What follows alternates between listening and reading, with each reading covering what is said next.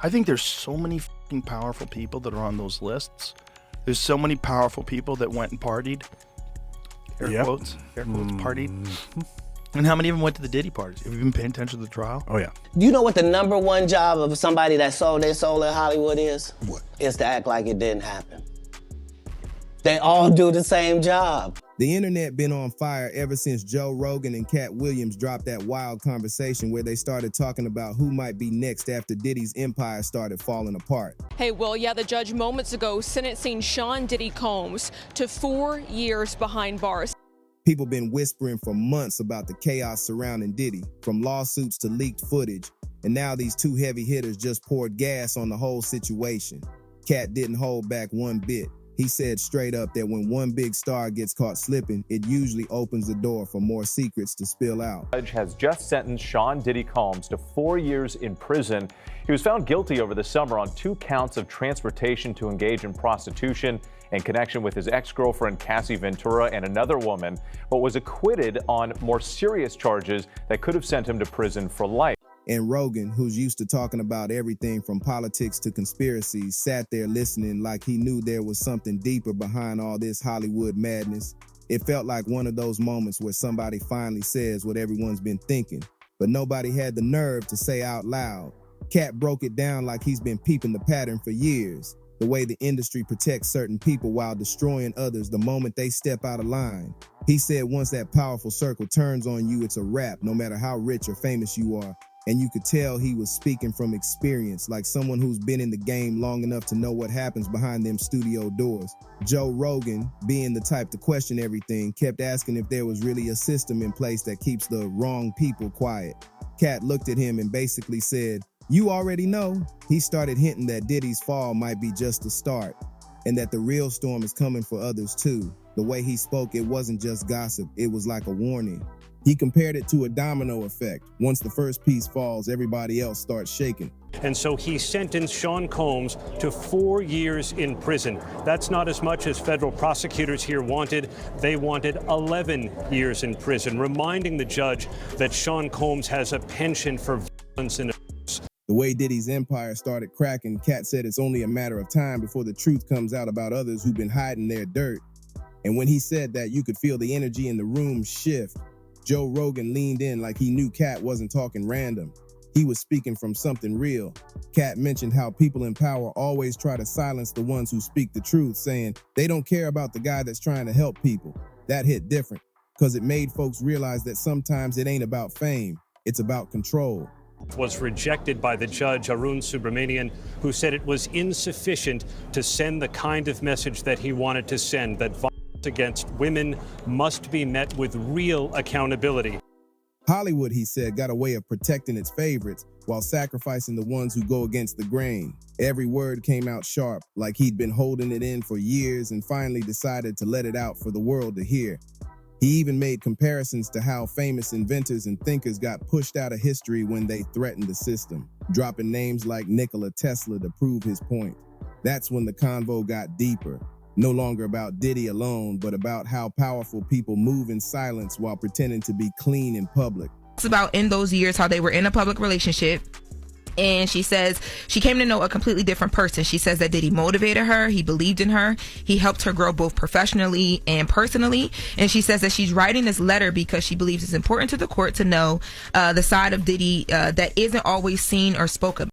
Katt said the same pattern repeats. The moment you expose too much truth, suddenly you crazy or dangerous. The audience in the clip went wild because Katt wasn't just talking jokes. He was preaching with conviction. It was raw, loud, and packed with energy. The kind of truth-telling that shakes up the internet and leaves people arguing for days. Rogan didn't even try to stop him. He just let the man speak because everyone knew Katt was saying what many in Hollywood are too scared to admit. When Katt Williams started talking about how Diddy's fall might trigger a whole new wave of exposés, he wasn't playing.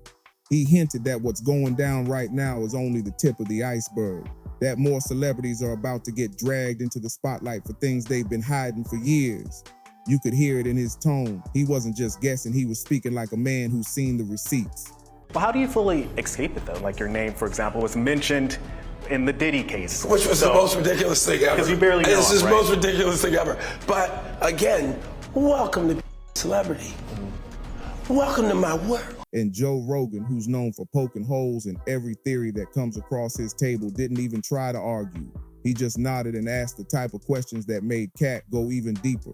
Katt claimed Hollywood runs like a machine, smooth on the surface but full of gears grinding underneath, powered by money, secrets, and loyalty to the wrong people. He said that when someone in the spotlight finally loses their shield, it's like the industry starts to crumble from within. That's what we're seeing with Diddy. The walls closing in, the stories spilling out, the once untouchable finally feeling the heat. You're hanging out with Diddy in his mansion in Miami, and Homeland Security rushes in while you're there. While I'm there, Dolo. You're there by yourself. Yeah. With the, you know, he has some employees there. And Yeah. stuff. Yeah. So suddenly there's red dots all over your shirt. Yeah. And You know they what I'm saying? succeeded. Right. They succeeded. They succeeded. Okay, so now the raid happens. Well, the raids happen. But there's no indictment yet. But there is a grand jury.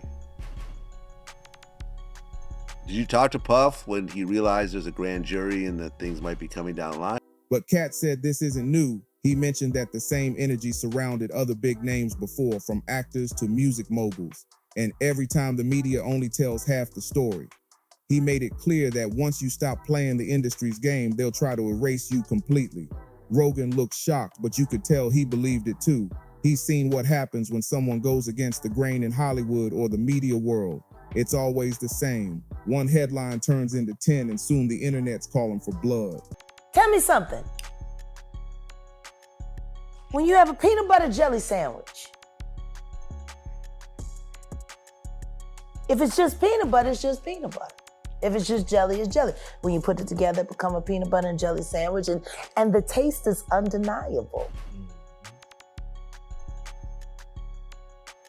You saying Diddy and Jay-Z is peanut butter jelly Peanut time? butter and jelly. Katt also dropped a crazy point about how people inside the game already know who's next before the public does.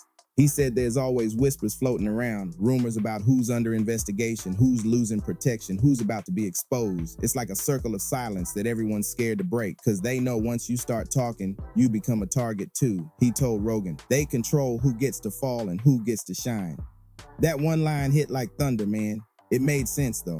How some celebs get buried for one mistake while others with way bigger scandals just keep getting richer. The system ain't built on justice, it's built on power. And Katt made sure people knew that. Then he brought it full circle, saying that once somebody like Diddy starts slipping, the balance of that power shifts. Everybody that was loyal starts panicking, because when one secret spills, it drags all the connected names with it. Rogan asked him if he thought this could be the start of something bigger, like a full-on Hollywood cleanup, and Katt just smiled that sharp grin and said, they don't clean up nothing, they just change who's in charge. The audience went crazy. That line said everything about how deep the game really runs. It's not about right or wrong. It's about who's useful to the machine and who's not anymore. Online. What's up? Yeah, y'all already know how we playing out this real life. Real life. Yeah. City gang, Meek Millie in real life. Don't ever disrespect me, you heard? That Meek. Yeah, Meek. Katt's confidence had Rogan stunned. You could see it on his face. This wasn't a man guessing or chasing clout. This was somebody speaking truth from experience.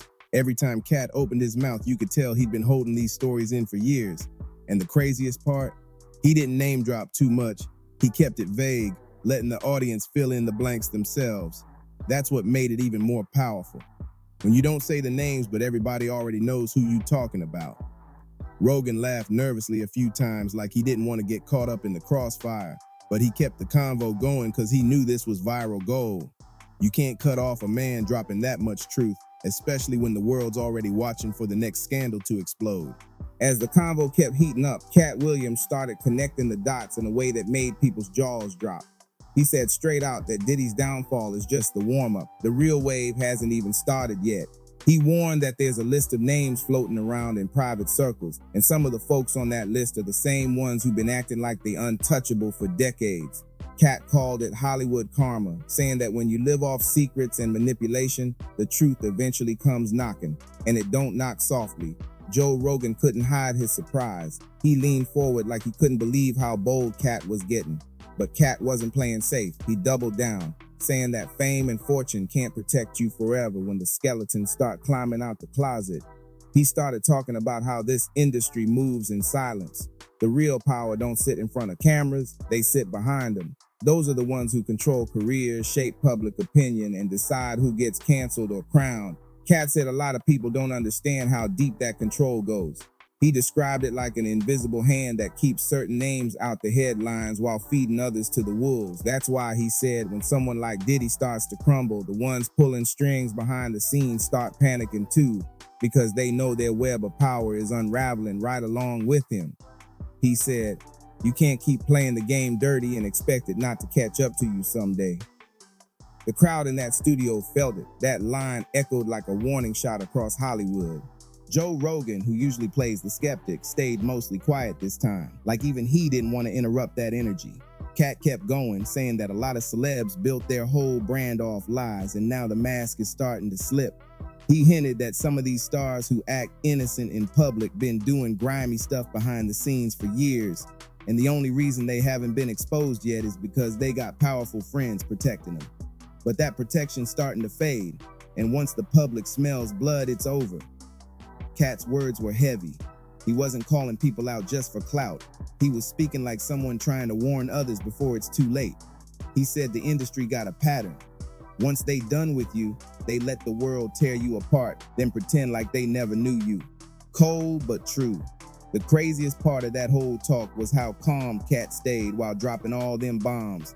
He wasn't shouting or acting out. He spoke slow, clear, and confident, like he wanted every word to stick.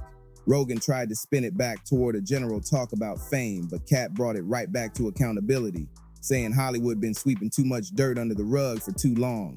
You can't hide sin in the spotlight forever, he said, and that line hit hard. It wasn't just about Diddy anymore. It was about a whole generation of stars who've been living double lives while acting righteous on camera. The internet's still buzzing about that statement, people arguing in the comments about who Katt was really referring to. By the end, Rogan admitted that Katt's words might be the most real thing said on his podcast in a long time. He called it a mirror moment, where the whole industry's forced to look at itself and decide who's real and who's just acting. Katt nodded, saying that every generation has its moment of reckoning, and this is Hollywood's. When the lights go out and the cameras stop rolling, the truth got nowhere left to hide. The room went quiet after that. No laughter, no small talk, just the weight of what had been said hanging heavy in the air. You could feel that Katt wasn't just telling stories, he was drawing a line between illusion and reality. And if he's right, then what's coming next in Hollywood might make the Diddy scandal look small compared to what's about to explode next.